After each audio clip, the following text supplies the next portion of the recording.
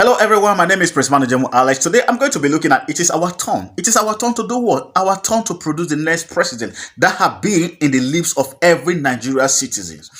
We are clamoring to produce the next president because we believe that Southeast, they have not produced the president of this nation since the time of independence, if I'm correct. The Southwest saying it is their turn to produce the next president as a compensation for the support they gave to the North. And the North are saying it is unconstitutional to zone or to relinquish power to any part of this country because it's not stated in the Constitution. Now, everybody are clamoring it is our turn to produce the next president of this nation. Now, let me break it down for us and let's make comparison. Now, from the perception, because let me not go beyond Shagari because I'll be airing because actually I don't know much about it except what I read. Now, from Shagari was from the north, from Sokoto, if I'm correctly, Sokoto or Katsina, I can't, yeah, from Sokoto then, now Katsina, okay, ruled for the period of 5 years. Then before he was overthrown by Buhari, who ruled for 2 years before he was overthrown, Buhari came as a head of state, as a dictator, as a military head of state, as a dictator. Then Babangida came and ruled for 8 years as a dictator, as a military head of state. He ruled for the good period of 8 years. Then after him, Sani Abacha came and ruled for 5 years. Then Abdul Salam. So if you calculate all these together, it gave you 22 years. The power was in the north. Now let's look at the situation in the north. We have the high rate of poverty, the high rate of illiteracy, then you have high rate of gender inequality, then you have high rate of insecurity. Then you will ask yourself, for the period of 22 years, what exactly did they do with the power? Is it that the North have become an enviable place that every other sector, every other section of Nigeria are beginning to say, oh, if power come to us, we will also be like the North? I bet most of us don't even want to be like the North because the North have been so impoverished despite they have hold on to power for the period of 22 years. First, as a democratic elected president under Shehu Shagari, then as a dictator, all to Obasanjo. Now, let's look at it. From the Southwest, Obasanjo became the president in 1999. Then he ruled to 2003 when he handed over power to the North person. Now, let's look at Obasanjo's situation. Let's look at Obasanjo's antecedents.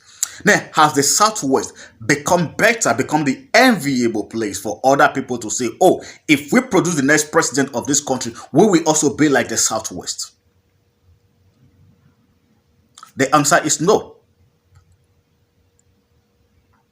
Then after Obasanjo, then Yar'Adua, who ruled for 2 years from the north, from the same Katsina state. Then what is the situation of the north? Become poorer, even worse. Then move down to South under Goodluck Jonathan, who ruled for 6 years.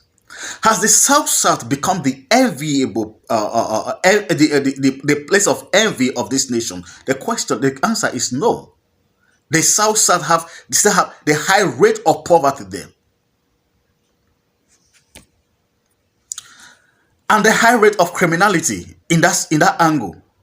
So the Southerners have not become better off because we produce the president of this nation. Then now it now moved from Jonathan down to Buhari, who is going to complete his 8 years tenure. So what has been the situation of the North? It has become worse than it were 20-something years ago. Because you cannot freely move. We have the kidnapping, banditry, the Boko Haram, the ISWAP, all of them. You can't freely move in the North because your life cannot be guaranteed.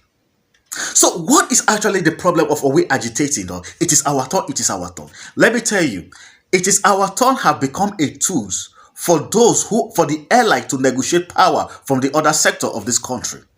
And those who are ignorant are actually supporting them. Oh, we have to become the president, or our session, or our ethnic, or our region have to produce the next president. And you will ask yourself, how have that benefited us all throughout the whole years? It has become a choose where the worst of us become the president and we support that person because he's among us. You dare not talk about Buhari. The North will not take it from you. They will not tolerate it because they cannot condole it, because they see it as an attack against the North. When the NSAS protest was on, my caretaker, I was trying to call him to find out.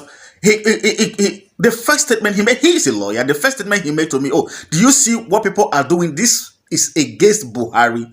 He's from the, he's a northerner, he's an Hausa man, a core Hausa man, a Muslim. He saw the NSAS protest as an attack against the Buhari's government. That was how many of the northerners sees it. Why? Because Buhari is from the north. So they have to, you see, until we begin to go beyond this, it is our turn, and begin to choose credible leaders, wherever it comes from. Now, let me remind you of this. President Bush Sr. was the president of America for good 8 years. He handed over to Bill Clinton. So Bill Clinton handed over power to the first son of George Bush Sr., who became the president of America. Then why come? In Nigeria, a thing like that will not happen. America have grown beyond looking at a session who becomes the president than looking out for individual, his competency, his pedigrees. Until we start looking out for pedigrees, we are going to go in the circle. It is our turn, our turn. It will never turn us to anything good. Anything good will never turn out from the situation that we have find ourselves at the moment. The political elite only use it to negotiate power. Oh, you have become the president, then it is our turn. Now, somebody said, Baba Galadima said, those of Buhari's cousins, relatives, who could not even afford 2,000 naira to come to Abuja at that time, now become billionaires because it is their turn. So our turn have become a premise for us to plunder the resources of this nation. That is what our turn has turned us to. If anybody from my region becomes the president, I must have a link chain with somebody who is close to the seat of power, that we can plunder the resources of this nation and enrich ourselves, not because we want to develop our region.